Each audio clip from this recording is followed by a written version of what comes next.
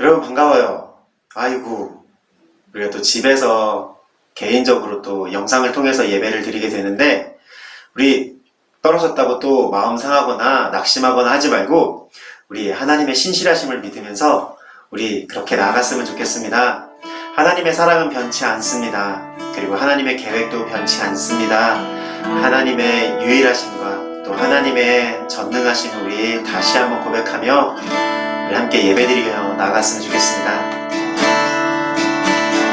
하나님 사랑 변치 않는다. 하나님 사랑 변치 않는다.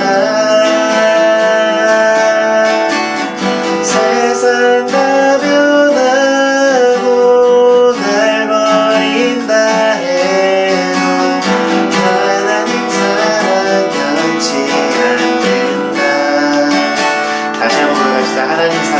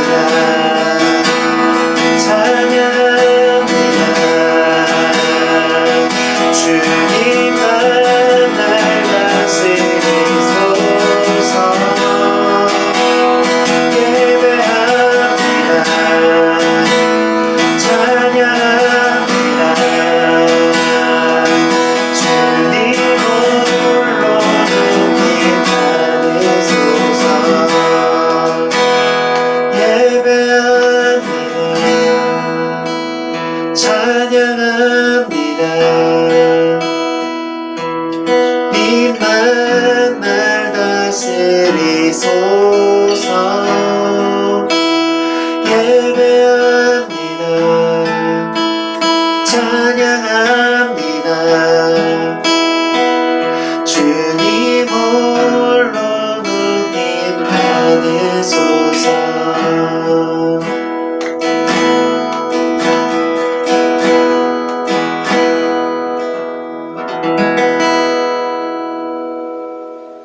은혜의 하나님, 이 시간 저희가 모여 예배드릴 수 있게 불러주심에 감사드립니다. 한 주간 목사님 설교 말씀대로 하나님 말씀 앞에 바로 서지 못하고 부르심의 기도로 응답하지 못한 점 회개합니다.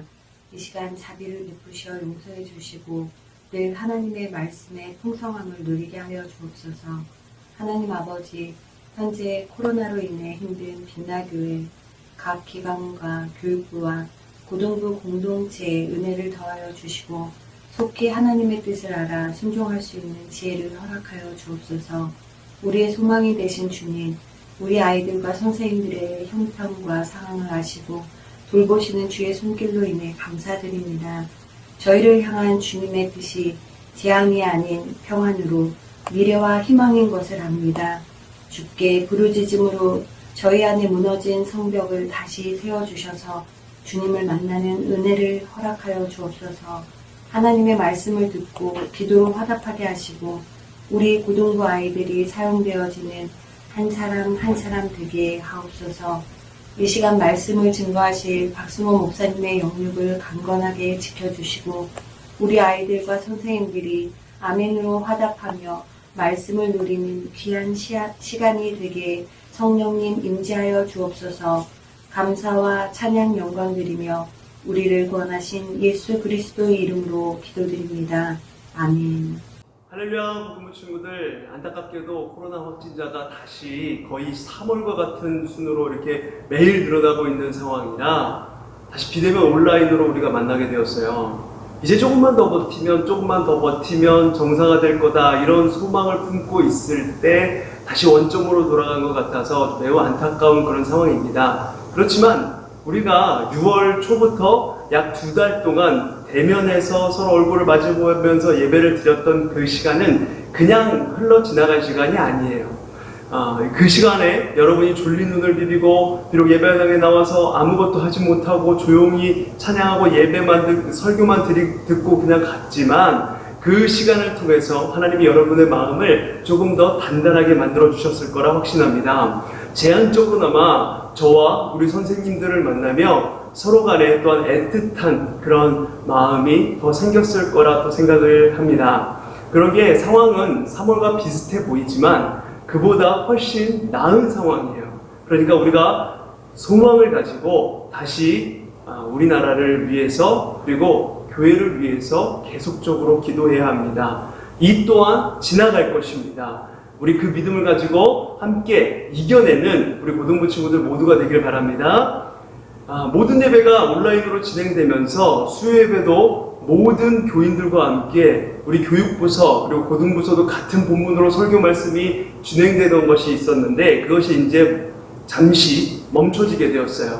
그래서 원래는 지난주에 봤던 느헤미야를 계속해서 이번 주와 다음 주까지 연결해서 해야 되는데 다 같이 멈추기로 한 상황에서 우리만 따로 이렇게 진도를 먼저 나갈 수가 없기 때문에 잠시 느헤미야가 느헤미야까지 지나온 여태까지 해온 그 구약 역사 이야기를 잠시 멈춰두고 대신 기억 속에는 까먹지 말고 남겨두기로 하고 우리 다른 말씀을 오늘 보도록 할 거예요. 오늘은 학개서 1장 말씀입니다. 학개서 1장 3절에서 말씀 우리가 한번 같이 볼 텐데 우리가 집에서 같이 보시면서 함께 읽었으면 좋겠습니다. 제가 읽어드리겠습니다. 학개서 1장 3절에서 8절 말씀. 여호와의 말씀이 선지자 학개에게 임하여 이르시되 이 성전이 황폐하였거늘 너희가 이때에 판벽한 집에 거주하는 것이 옳으냐. 그러므로 이제 만군의 여호와가 이같이 말하노니 너희는 너희의 행위를 살필지니라. 너희가 많이 뿌릴지라도 수확이 적으며 먹을지라도 배부르지 못하며 마실지라도 흡족하지 못하며 입어도 따뜻하지 못하며 일꾼이 삭슬 받아도 그것을 구멍 뚫어진 전대에 넣음이 되느니라. 만군의 여호와가 말하노니 너희는 자기의 행위를 살필지니라. 너희는 산에 올라가서 나무를 가져다가 성전을 건축하라. 그리하면 내가 그것으로 말미암아 기뻐하고 또 영광을 얻으리라. 여호와가 말하였느니라. 아멘. 우리가 계속해서 구약 역사를 보고 있었어요. 구약 역사를 보고 있다가 갑자기 동떨어진 말씀을 보기보단 거기에서 조금 더 세밀하게 들어가 볼 수 있는 오늘 본문 말씀 구약 학개서를 읽었는데요. 구약 역사를 다시 한번 짚어보면 우리가 여기까지 봤던 몇 주간 봤던 말씀 다시 짚어보면 다니엘이 여러분만한 어린 시절에 바벨론 포로로 끌려갔습니다. 그리고 다니엘을 포함한 이스라엘 백성들이 거대 제국 바벨론에서 70여 년 동안 포로 생활을 했죠. 그 가운데 하나님께서 이방 페르시아의 황제 고레스 왕을 준비시키셨고 그를 통해서 거대 제국 바벨론을 무너뜨리게 됩니다. 그리고 세계의 패권을 페르시아가 장악을 하게 되죠.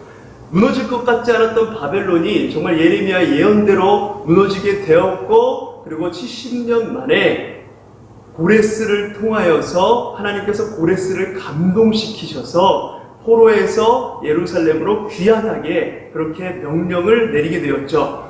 자, 귀환하고 나서 스룹바벨과 에스라를 통해서 성전을 건축하게 됩니다. 그리고 지난주에 봤던 느헤미야가 3차 포로 귀환 때 귀환하여서 혼자 남아있다가 하나님의 사명을 감당하고 있다가 이제 3차 때 귀환하여서 성벽 건축을 진행합니다. 느헤미야가 귀환하기 전 에스라와 함께 백성들을 일으켜서 성전 건축을 진행했던 그 마음의 성전을 먼저 세우도록 그렇게 주도했던 선지자들이 있었는데 그게 바로 오늘 말씀의 주인공인 학개와 스가랴예요. 그래서 오늘은 에스라서 말씀 들었던 것을 다시 한번 생각해보며 복습하는 느낌으로 조금 더 디테일하게 성전 건축이 어떻게 진행되었나 학개의 시점으로 한번 말씀을 보도록 하겠습니다. 구약시대 이스라엘 민족에게 있어 하나님의 임재는 성막과 성전으로 상징되었어요. 하나님이 임재하시는 곳이 성막과 성전 이 두 곳으로 상징이 되었는데 성막이 먼저 있었습니다. 성막은 시내산에서 하나님께서 이스라엘 백성과 언약을 맺으신 이후에 제작이 된 거예요. 이스라엘 백성들은 약속의 땅인 가나안을 향해 가는 동안 광야길을 지나가면서 하나님이 임재하신 그 성막 위에 구름 기둥을 따라 이동하고 불 기둥을 통해서 보호를 받았습니다. 성막은 약속의 땅을 향해 순례하는 이스라엘 민족과 하나님께서 동행하신다 이런 의미를 담고 있었던 것이 바로 성막이었고 그 이후에 이제 성전이 만들어지게 되는데 성전은 이스라엘이 가나안 땅에 이제 정착을 했어요. 광야를 지나고 그 수없는 세월을 지나고 나서 성막의 그 구름 기둥, 불 기둥의 인도하심을 따라 가서 이제 가나안 땅에 정착하게 됐어요. 그러면서 국가로 자리 잡으면서 이스라엘 전 민족이 하나님께서 계시하시는 구별된 장소로 그 만들어진 곳이 바로 성전이었어요. 하나님께서 계시하시는 곳, 하나님께서 계시는 곳이 어디인가 했을 때 성전을 만들어서 그곳에서 예배하였습니다. 다윗은 자신이 백향목으로 지은 궁궐에서 사는데 하나님을 모시는 그 전이 하나도 없는 것을 민망히 여겨서 성전 짓기를 자원을 했습니다. 이것은 하나님을 우선에 두고 그 중심에 두고자 하는 다윗의 믿음이었던 것이죠. 그러나 성전 건축은 이런 이유만 해서가 아니라 이스라엘 민족이 지파별로 이제 다 흩어져서 가나안 족속들이 그 섬겼던 지역별 산당에 그 제사하면서 그 지역에 있었던 여러 이방 종교와 혼합되면서 혼합주의적으로 타락하는 것을 막고 신앙의 순수함을 지키기 위해서도 필요한 것이 바로 성전이었습니다. 하나님께서는 전쟁으로 피를 흘린 이후로 다윗에게 성전 건축을 허락하지 않으시고 필요한 모든 준비만 다윗이 다 하도록 그렇게 허락하시고 나서 그 아들인 솔로몬 때에 성전을 짓도록 하셨죠. 이스라엘 민족에게 있어서 이 성전은 하나님의 살아계심 그리고 임재하심의 상징적인 장소였고 하나님을 향한 감사와 충성의 마음이 가득했던 그곳이 바로 성전이었습니다. 하나님께 제사를 드리는 것을 통해 하나님의 백성 공동체로서의 그런 정체성을 다시금 확인하는 장소였고 하나님만을 의지한다는 믿음의 고백이 이루어지는 곳이 바로 이 성전이었어요. 그런 이스라엘이 시간이 지나면서 점차 은혜를 잊고 타락하기 시작하죠. 그래서 바알들, 여러 우상들에게 바알과 여러 아세라 이런 우상들에게 절하고 우상을 숭배하고 하나님과 맺은 언약, 율법의 가르침인 공평과 정의를 행하지 않으면서 약자들을 돌보지 않게 되면서 하나님에 대한 절대적인 믿음도 그리고 공동체성도 상실해 갔습니다. 정체성을 잃어버리기 시작한 거예요.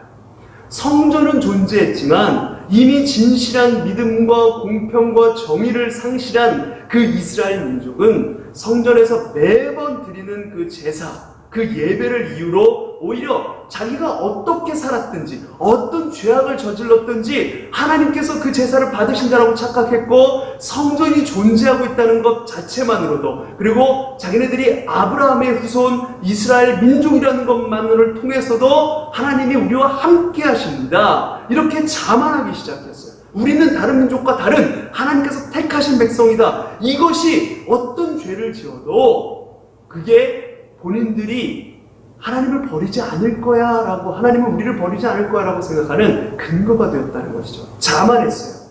하나님께서는 우상 숭배와 그 불의함으로 하나님과 맺은 언약을 배신하는 그 이스라엘에 대해서 사사들 그리고 나신인 선지자들을 통해서 수없이 경고하고 하나님께 다시금 돌아오라고 회개를 촉구하였습니다. 그러나 이스라엘은 끝내 돌이키지 않았어요. 우리가 잘 아는 대로 결국 북이스라엘과 남유다 모두 멸망의 길을 가고 말았습니다. 남유다는 이미 두 번의 큰 침략으로 포로로 잡혀온 가운데에서도 하나님의 성전은 건재하다라고 그렇게 자랑하면서 여전히 하나님이 우리와 함께 하시기 때문에 멸망하지 않을 것이라고 거짓 선지자들 통해서 예언된 그 말씀을 통해서 그것을 굳건히 믿고 회개하지 않고 주님께 돌아오지 않았어요. 마침내 예루살렘 성전이 무너지고 불타게 되었고 하나님의 성전이 다 무너지게 되는 것을 보면서 바벨론에서 노예로 전락하고 나서야 선지자들의 말이 참 선지자들, 하나님의 선지자들의 말이 옳았다는 것을 깨닫게 되었습니다. 그럼에도 그들은 오히려 하나님을 원망했어요. 왜 하나님 우리를 버리시는 거예요? 하나님 우리를 택하셨다면서 이렇게 원망하고 그렇게 노예가 되어서 한 세대를 거쳐 지나가면서 억압과 고통의 포로 생활 중에 하나님의 유일하심과 전능하심을 비로소 그때 깨닫게 되고 하나님만 의지해야 산다는 것을 몸으로 터득하게 되었어요. 고생하니까 이제 깨닫게 되는 것이죠. 포로 생활하면서 하나님만이 우리를 구원하실 수 있다. 이걸 비로소 그때서야 깨닫게 되는 것입니다. 그렇게 그들이 깨달아 알고 또 고통과 억압에 하나님을 의지하지 않고는 다른 방법이 없다라고 깨달았을 때 하나님께서는 이방 지도자였던 페르시아 황제 고레스를 사용하여서 포로의 해방을 선포하셨습니다. 그래서 예루살렘으로 귀환하게 그렇게 역사하신 것이죠. 우리가 계속해서 봤던 그 내용과 연결이 되죠. BC 538년 고레스 칙령을 통해서 유다 예루살렘으로 귀환한 그 총독 스룹바벨과 제사장 여호수아 일행은 성전을 새롭게 건축했습니다. 이들의 성전 제거는 하나님 중심 그리고 우리는 하나님의 백성으로서 공동체성을 가지고 있어 이 하나님의 중심성, 하나님 중심성 그리고 공동체성을 회복하는 중대한 의미가 있는 작업이 바로 성전 건축이었어요. 그러나 유대민족에 의한 예루살렘의 재건을 두려워한 주변 민족들의 방해, 특히나 우리가 몇 주 전에 봤던 사마리아인들의 방해가 극심하였고 성전은 그 기초만 놓은 채 다리오 왕 때까지 공사가 중단되고 말았습니다. 이렇게 공사가 중단된 채로 약 15년의 시간이 지난 후에 드디어 하나님께서는 선지자 학개와 스가랴를 보내셔서 성전 건축을 재개할 것을 촉구하는 그 메시지를 전하게 돼요. 이런 배경을 가지고 기록된 선지서가 학개서와 스가랴서입니다. 학개를 통해 전하는 여호와의 말씀은 백성들의 말로 시작을 해요. 2절에 이렇게 나와 있죠. 이 백성이 말하기를 여호와의 전을 건축할 시기가 이르지 아니하였다 하느니라. 백성들이 이렇게 얘기하는 거예요. 성전의 기초를 놓은 이후 주변의 방해 속에 백성들은 낙담할 대로 낙담했어요. 백성들은 주변 민족들을 두려워하였고 성전 건축을 위해 고레스 왕의 도움으로 조달받았던 여러 건축 자재들이 턱없이 부족하였기에 재정적 어려움에 이제 봉착하게 된 것입니다. 거기에다가 폐허와 같은 예루살렘에 맨손으로 건너와서 자기의 페르시아에서 이룩했던 그 삶을 다 포기하고 이제 다시금 예루살렘으로 돌아와서 맨손으로 시작해야 되는 그 상황. 먹고 사는 것도 어려웠을 것입니다. 이런 여러 가지 어려움 가운데에서 성전 기초를 놓았을 때 많은 사람들은 기뻐하였지만 솔로몬 성전의 화려함을 보았던 제사장들, 그리고 레위 사람들, 그리고 나이 많은 족장들은 대성통곡을 하면서 오히려 실망을 했어요. 이런 실망감은 주변 민족의 반대와 페르시아 왕의 중단 명령 속에 더욱 절망으로 바뀌어서 마침내 성전 건축을 포기하기에 이르렀던 것이죠. 그리고 그들은 차일피일 무려 15년의 세월 동안 때가 되지 않았다. 아직 준비가 덜 되었다. 현실적으로는 이것이 쉽지 않은 일이다. 어려운 일이다. 이런 핑계를 대며 시간을 보냈던 것입니다. 그런데 이렇게 성전 건축 재개가 지연되는 동안 그 엉뚱한 일이 벌어졌어요. 우리 4절 말씀을 우리 가정에서 한 목소리로 다 같이 한번 읽어보겠습니다. 시작! 이 성전이 황폐하였거늘 너희가 이때에 판벽한 집에 거주하는 것이 옳으냐? 학계는 성전이 황폐하였거늘 너희가 이때에 판벽한 집에 거주하는 것이 옳으냐라고 이렇게 묻고 있어요. 황폐했다는 것은 내팽개쳐져 있다는 것이고 판벽하다는 것은 지붕이 있다, 평평하게 잘 지었다는 뜻입니다. 다시 말해서 하나님의 성전을 저렇게 황폐해져 있고 완전 내팽개쳐 놓고 자기들만 따뜻하고 안락한 그런 평평하고 아주 번듯한 그런 집을 짓고 살고 있냐는 것입니다. 심지어 당시에 백성들이 하나님의 성전을 짓기 위해 모아둔 그 자재를, 건축 자재를 가져다가 자기 집을 짓기까지 했어요. 이렇게 하나님의 성전을 내팽개쳐 놓고 자신의 이익, 자신의 욕심만 차리고 있는 백성들에 대해 하나님은 학계 선지자를 통해서 많이 뿌릴지라도 수확이 적고 먹어도 배부르지 못할 것이며 마셔도 흡족하지 않고 입어도 따뜻하지 않고 돈을 벌어도 뒤로 새어나간다라고 그렇게 말씀하고 있으십니다. 열심히 자신을 위해 살지만 결국엔 남는 것이 없다는 거예요. 또 하늘은 이슬을 그치고 땅은 선물을 그치며 모든 농사와 일의 한계가 그렇게 한기가 들어 망치게 되었다라고 말씀하십니다. 유대민족은 두렵고 재정이 없고 시간이 없으며 능력이 없기 때문에 성전을 지을 수 없다라고 그렇게 이야기하고 있지만, 그렇게 핑계를 대고 있지만 오히려 하나님께서는 그게 문제가 아니라 반대로 하나님의 성전을 방치해 두었기 때문에 재정도 시간도 능력도 상실한 것이라고 그렇게 말씀하고 있는 것입니다. 그래서 다시 명령하시죠. 우리 8절 말씀을 가정에서 한 목소리로 한번 읽어보겠습니다. 시작! 너희는 산에 올라가서 나무를 가져다가 성전을 건축하라. 그리하면 내가 그것으로 말미암아 기뻐하고 또 영광을 얻으리라. 여호와가 말하였느니라. 아멘. 하나님께서는 산에 올라가서 나무를 가져다가 성전을 건축하라 명령하시죠. 이때 이 산은 백향목이 있는 저 먼 곳, 높은 아주 화려한 어떤 산을 말하는 것이 아닙니다. 그저 동네에 있는 동산, 아무데나 갈 수 있는 그런 산을 이야기하는 거예요. 과거 솔로몬 성전은 레바논의 백향목과 잣나무, 즉 고급 수입 목재로 만들었어요. 또 크고 귀한 돌을 따다가 다듬어서 전에 그 기초석을 삼았습니다. 최고급 자재로 기초석을 만들었던 것이죠. 또한 성전 건축은 외국 최고 전문가를 불러다가 그 최고의 기술로 만들었던 것이 바로 이 솔로몬 성전이었습니다. 그런데 학계를 통해 성전 건축 재건을 촉구하시는 하나님은 가까운 산에서 눈에 보이는 평범한 나무를 가져다가 초라하고 보잘것없는 그런 성전을 짓더라도 하나님이 그것을 기뻐하시고 영광을 받으실 것이다 라고 말씀하고 있는 것이죠. 여러분, 바로 이거예요. 하나님의 성전은 하나님이 거하시는 곳, 하나님을 중심으로 살아가는 삶의 상징입니다. 그렇기 때문에 성전이 성전될 수 있는 것은 성전을 짓는 사람들의 어떤 전문적인 실력으로 가능한 것이 아니고, 또한 어떤 외형적인 화려함 그리고 거대한 크기에 있는 것이 아닙니다. 어떤 능력으로 짓는 것이 성전이 아니에요. 그런 실력과 화려함으로 하나님이 임재하는 것이 아닙니다. 오히려 짓는 사람들의 그 진실한 마음, 모두가 참여하고자 하는 공동체적인 책임감, 이런 그저 소박하고 따뜻한 그런 사랑과 헌신이 성전 건축에 필요한 것이죠. 학계에게 임한 하나님의 말씀을 들은 그 총독 스룹바벨과 대제사장 여호수아 그리고 모든 백성은 그 말에 순종합니다.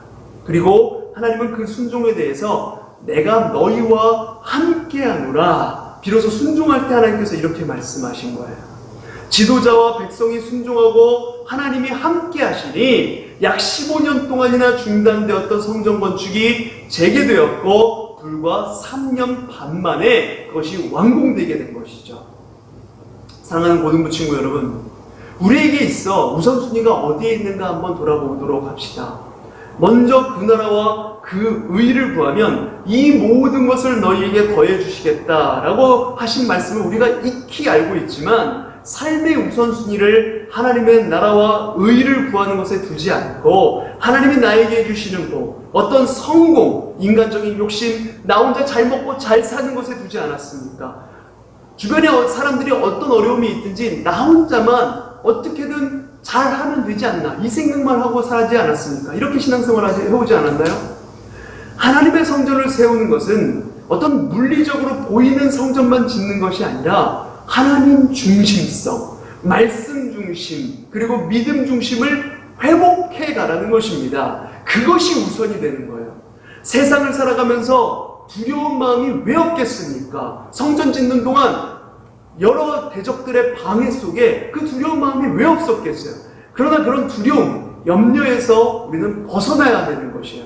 우리는 주를 위해 살아간다고 할 때 우리의 여러 상황들을 먼저 살핍니다. 내가 준비가 되지 않아서 무엇을 하지 못한다라는 생각을 해요. 내가 이만큼 준비되어서 이만큼 갖추었을 때, 내가 이만큼 공부를 열심히 해서 이만한 업적을 이루고 능력도 어느 정도 갖추고 무언가 할 수 있을 때 하나님을 섬기겠다라고 그렇게 생각을 합니다. 다시 코로나가 시작되면서 이 코로나만 지나가면, 코로나만 끝나면 내가 하나님을 정말 잘 예배하겠다, 하나님께 마음 다하여 찬양할 것이다, 이렇게 생각하기 일쑤죠. No, 그렇지 않습니다. 우리의 상황은 언제나 두려운 일들이 가득하죠. 코로나가 아니더라도 입시 문제로, 그리고 대학 가서는 취업 문제로, 취업하면 또 먹고 사는 문제로, 끊임없이 우리에게는 두려운 일, 힘겹게 하는 일 투성입니다. 아주 힘겹게 하는 일이 우리 안에 늘 다가오게 돼 있어요. 그게 다 지나고 나서 뭔가 하나님을 멋지게 예배할 수 있을 때 헌신하고 찬양하겠다고요? 하나님이 그걸 원하시는 것이 아닙니다. 내 능력과 내 실력, 최상품의 재료들을 먼저 확보하고 나서 그 풍성함과 여유 속에서 하나님을 섬기는 것이 아니라, 내가 뭔가 준비되었다라고 생각할 때, 상황이 나아졌을 때 하나님을 섬기는 것이 아니라, 하나님을 먼저 섬기고 하나님을 바랄 때 지금 상황과 상관없이 역사하시는 그 주님의 평안을 맛보게 될 것이고, 오히려 모든 두려움과 염려에서 벗어나 하나님께 멋지게 쓰임받게 되는 것이죠. 부족한 부분을 채워가며 주께서 우리를 사용하시는 것입니다. 여러분, 학계 선지자는 자기 자신을 그저 선지자 학계라고 소개합니다. 총독 스룹바벨은 스알디엘의 아들이고 대제사장 여호수아는 여호사닥의 아들이라고 이렇게 소개를 하고 있어요. 쉽게 말해서 이름만 돼도, 아버지의 이름만 돼도 누군지 알 수 있는 뼈대 있는 가문의 자손이라는 것이에요. 그러나 학계는 그냥 학계입니다. 목사님도 그냥 목사님인 것처럼 학계는 그냥 학계예요. 평범한 집안의 평범한 사람이에요. 이런 사람을 하나님께서 사용하신다는 게 얼마나 큰 위로가 되는지 모릅니다. 저처럼 보잘것없는 사람이 이 학교 선지자를 볼 때 큰 위로를 받게 되는 것이죠.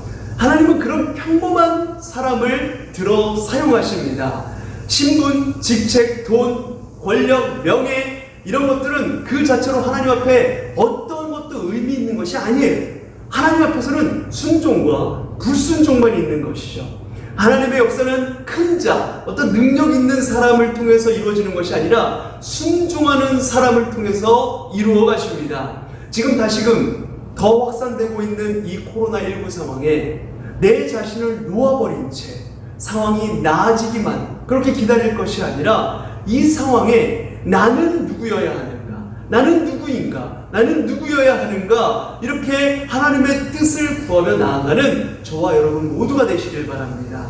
뜻이 하늘에서 이루어진 것처럼 땅에서 이루어지기를 구하며 내 뜻이 아니라 아버지의 뜻대로 되기를 구하셨던, 간절히 간구하셨던 그 예수 그리스도처럼 하나님만을 의지하고 하나님의 뜻만을 쫓아 살아가는 우리 고등부 친구들 모두가 되시길 간절히 소망합니다. 우리 이 시간에 들은 말씀 생각하면서 함께 찬양하고 기도하도록 할게요. 우리가 말씀 생각하며 함께 묵상하며 찬양하도록 하겠습니다.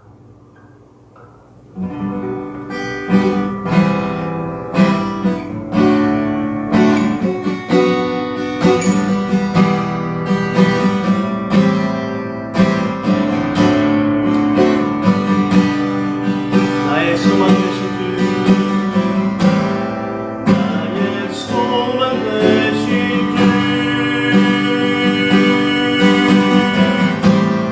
주를 바라봅니다.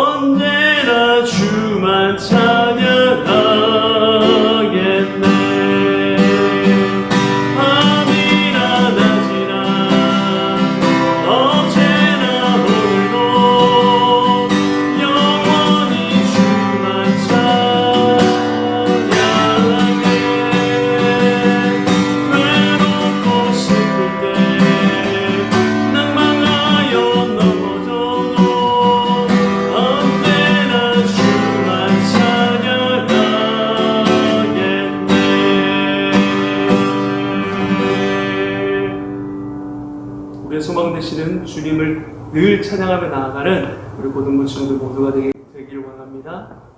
기도와 축도로 오늘 예배를 마치도록 하겠습니다. 하나님, 다시 코로나가 확산되어 어렵고 힘든 시간이 시작되었습니다. 언제 끝나게 될지 도무지 끝이 보이지 않고 답답하기만 합니다. 우리 마음에는 코로나만 아니면 코로나만 지나가면 하는 핑계와 패배의식이 자리 잡고 있습니다. 아버지 하나님, 우리를 긍휼히 여기시고 주의 보좌로 이끌어 주시옵소서. 상황을 핑계하며 이것이 끝나면, 이것이 지나가고 나면 내가 어느 정도 안정적이 되고 능력이 갖추어지면 주님께 제대로 된 예배를 드리고 예배를 회복하리라 생각했던 그 우리 마음을 다시금 흔들어 주시고 지금 상황에도 여전히 역사하고 계신 하나님을 바라보며 나는 누구인가, 누구여야 하는가 질문하며 참된 예배자로 예배 자리를 먼저 회복하며 나아가는 우리 고등부 친구들 모두가 되게 하여 주시옵소서. 이 어려움 속에 더욱 주를 향한 사랑과 예배가 뜨거워지게 하여 주시옵고 한 단계 영적으로 성장하며 나아가는 우리 모두가 되게 하여 주시옵소서. 코로나19 지나갈 것입니다. 주께서 우리를 새롭게 하실 것입니다. 이 믿음으로 승리하며 나아가는 우리 모두가 되게 하여 주시옵고 매 순간 우리 고등부 친구들 그리고 사랑하는 선생님들의 건강과 안전을 지켜 보호하여 주시옵소서. 이제는 길이요 진리요 생명 되신 예수 그리스도의 은혜와 성부 하나님의 다함없는 사랑하심과 성령님의 함께하심의 은혜가 다시금 주의 긍휼하심을 구하며 예배를 사모함으로 우리 우선순위를 세우고 영적으로 더욱 성숙하며 나아가기 원하는 모든 고등부 친구들의 머리 위에, 사랑하는 우리 교사 선생님들 머리 위에, 모든 가정과 교회 위에 다시금 코로나 바이러스로 고통받고 있는 모든 환우들과 모든 의료진들과 정부 관계자들, 질병관리본부 관계자들 위에, 이 나라 이민족 온 세계 열방 위에 이제로부터 영원까지 함께하실지어다. 아멘.